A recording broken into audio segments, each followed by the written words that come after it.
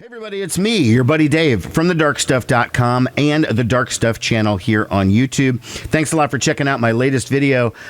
Friends, we're going to do 2023, the year in the replacements.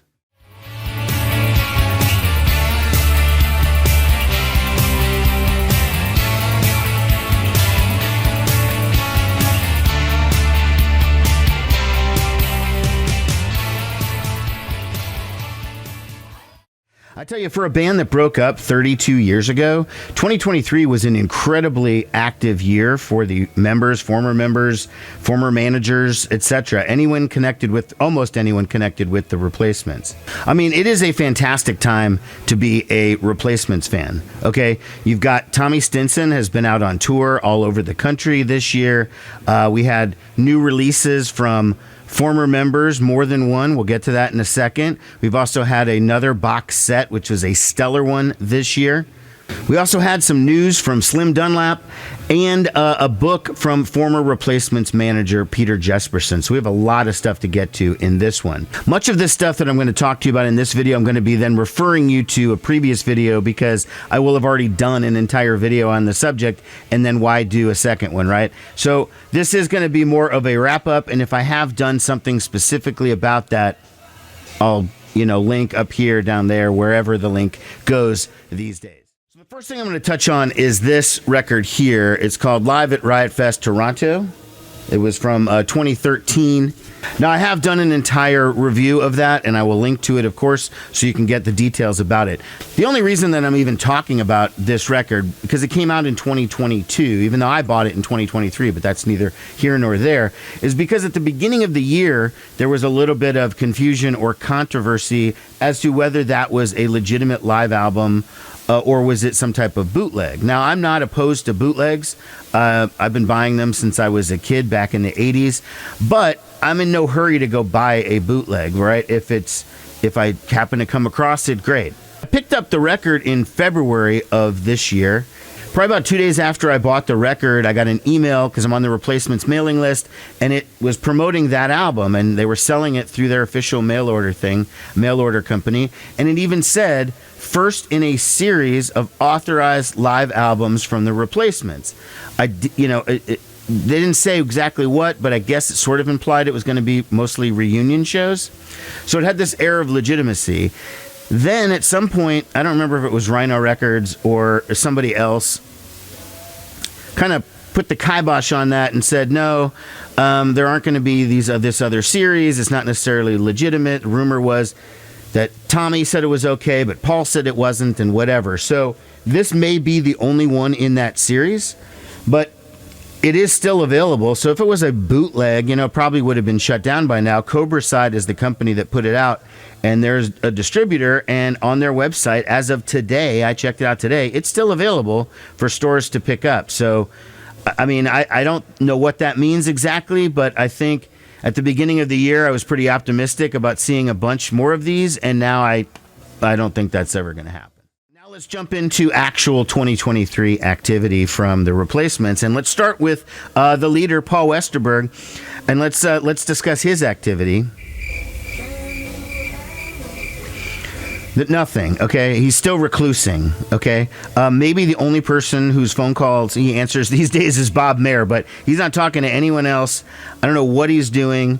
He hasn't put out a full-length album under his own name in almost 20 years. He did the record with Juliana Hatfield. That's probably 2016, and then in 2017, I want to say, he did those like SoundCloud tracks or whatever, and he has some stuff on Amazon or whatever, and then there's like maybe one or two songs that are on Bandcamp. They're all under hidden names or whatever, and if I remember, I'll link to them below. Paul is just not all that active, and so there really is nothing to report from him on 2023. Here we go again. Grab your wrestling man, throw it in your gun holster. You've been riding long enough, you could have had it on your poster. Get yourself a new glue gun, and it might stick a little longer. Here we go again. Here we go. Tommy Stinson, Cowboys and the Campfire, his newest release came out this year. The album is called Wronger. It's Tommy and then Chip Roberts. Chip is his former brother-in-law, longtime musical partner of Tommy. They have been touring their asses off in support of this record. Of course, I did an unboxing video on the album and a review of it. It is amazing. You guys know how much of a fan I am of Tommy's music. For no matter what it's in, whether it's bash and pop or perfect or solo or with Cowboys in the Campfire, whatever, it doesn't make any difference. I did the bundle and I got the t-shirt, and I also got the Cowboys in the Campfire tote bag. Let me tell you, folks, I don't carry stuff in tote bags, but I have a shitload of tote bag options because of this last couple of years. So I have that Tommy one, Cowboys in the Campfire. I have this one. This is my Hold My Life tote bag from the Replacements Tim box set. A couple years ago, I got a tote bag with the Pleased to Meet Me box. Here's my Pleased to Meet Me tote bag. Okay, I mean, I don't tote anything around. I don't need all these tote bags, but I definitely have multiple options if needed. So the album was something of a hot commodity. When I saw him in concert, I want to say it was maybe June or July of this year, they were already sold out. Fortunately, I had already, I ordered one through TommyStinson.com, and I feel like that's probably still the smarter way to go, is just to order it directly from him. I don't know about the distribution in record stores. I personally have never seen it in a record store, but I also wasn't looking for it since I already had it. And speaking of that show, I was able to see Tommy on this tour. It's the first time I've seen him since 2019 when he did a solo tour opening for the Lemonheads. This was the full three-piece version of Cowboys in the Campfire, right? With Tommy, with Chip, and with Chops. Doing stand-up bass. I have heard that on this current leg of the tour that he's been doing out on the West Coast, that Chops is no longer in the band. I don't know whether he was just a part-timer, whether, whatever. I don't know the story about Chops, but lately Cowboys in the Campfire appears to be a two-person operation, which it was before. Chops was a nice addition, but it was fine with just the two of them, I would say. They've shown no signs of slowing down. It did take quite a while to get this record out, so I wouldn't, necessarily hold my breath for another Cowboys in the Campfire record in the short term. But if he came through again on tour, I would absolutely go. It was an amazing show. My video from that has lots of clips. I'm going to try and post a clip here that I didn't post in the original video. Wasting your time away, wasting your time again, wasting what's scream on top of your lungs, wasting your time,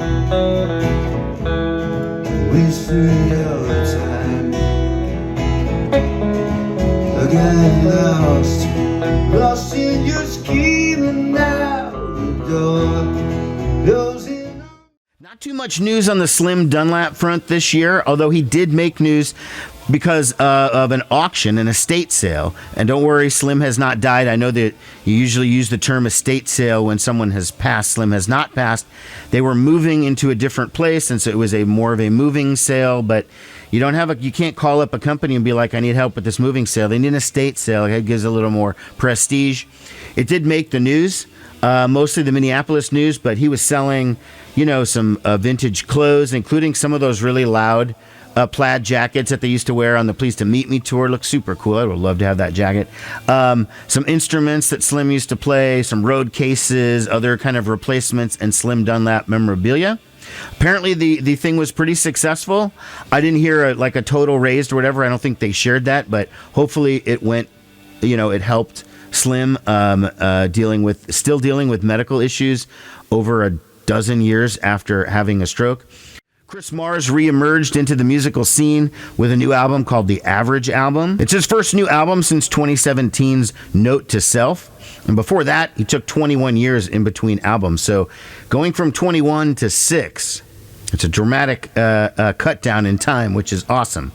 The album is called The Average Album. Chris does not have it out there on stores or streaming or whatever. The only place you can get it is at his website, chrismarspublishing.com. And he is selling it pretty cheap, $5 for MP3, $10 for Wave Files. The money goes to his dog rescue charity. I think it's called Mutt Mutt Engine. I'll put a link to that below. And if you do buy the Wave Files, which is a higher quality, more CD quality, you do get 2 extra songs on it. So it's worth it. I did the $10 version just so I could get the extra tracks. You know, I reviewed the album in a must-hear new music video that I did in September. Here's the Cliff Notes. It's probably Chris's best record since 75% Less Fat. That's his second solo album from back in 1993. So it is really, really good. He made some really cool videos too. I mean, his visual art is just amazing, and it does animation and everything with the videos, and it just is incredibly cool. I'll try and link to that below as well.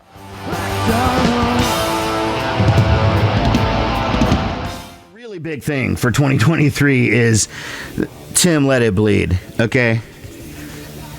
Now, I did a whole video on this one, so I'm not going to go through it piece by piece on this, but this is hands down the best box set that's come out this year, and it has made so many people reevaluate the Tim album. No Replacements fan hates that album or didn't like it. Okay, that's just like absurd. But everybody sort of was like me, was like, yeah, it's a great album, but like, why does it sound so weird or whatever? Well, now it's been resolved with a new 2023 mix from producer Ed Stasium. I would say that on my video, probably 95% of the people who commented were into this new version of Tim. Of course, there were the 5% that weren't, that were either contrarian or just being that way just to be difficult, or they legitimately just didn't like it. There was one commenter who said like that now they've turned Tim into an REM album or something. I mean, I love REM, but come on, man. I mean, it doesn't sound anything like an REM album, but most people did really like it. That video for me did really, really well. And in fact, Replacements biographer Bob Mayer did watch it, left me a comment on Instagram, and started following me on Instagram. I was super pumped about that, man. I mean, I was just like, that made my freaking day when that happened. Okay, and then I was basically waiting until today to do this video because I got this in the mail today. This is Euphoric Recall, the book from Peter Jesperson. And you know, Pete Jesperson was the original manager of the Replacements, said to have discovered the band. He's the one who got the initial demo tape that they put out in 1980. And they didn't put it out, but they handed it to him. He was the manager of a record store and did DJ'd in a local club and stuff like that. And he is credited with bringing the world the Replacements. And I haven't read the book, obviously, since I just got it this afternoon, but it is something that any Replacements fan is going to want to read, I'm sure. It's got blurbs from Craig Finn from The Hold Steady, Peter Buck from REM, Tommy Stinson himself, Bob Mayer, author of Trouble Boys, all there on the back. Very exciting. This is just in time for Christmas and Hanukkah or Kwanzaa or whatever you celebrate this time of year, so probably a good gift for that Replacements fan in your life. Okay, and then last thing I want to talk about in this video is I want to refer you to a video that came out a few months ago where I interviewed a guest, had a guest on the show. Now, most of you have seen the infamous Replacements photo of me and Paul Westerberg from 1989. I've told this story 100 times in a bunch of different videos. But there is somebody in the picture with me that's standing behind me giving the peace sign. That is my guest, Maria Busek. So we do talk about that night, the infamous night in Omaha at Peony Park Ballroom with the Replacements when he ripped up my photo, whatever.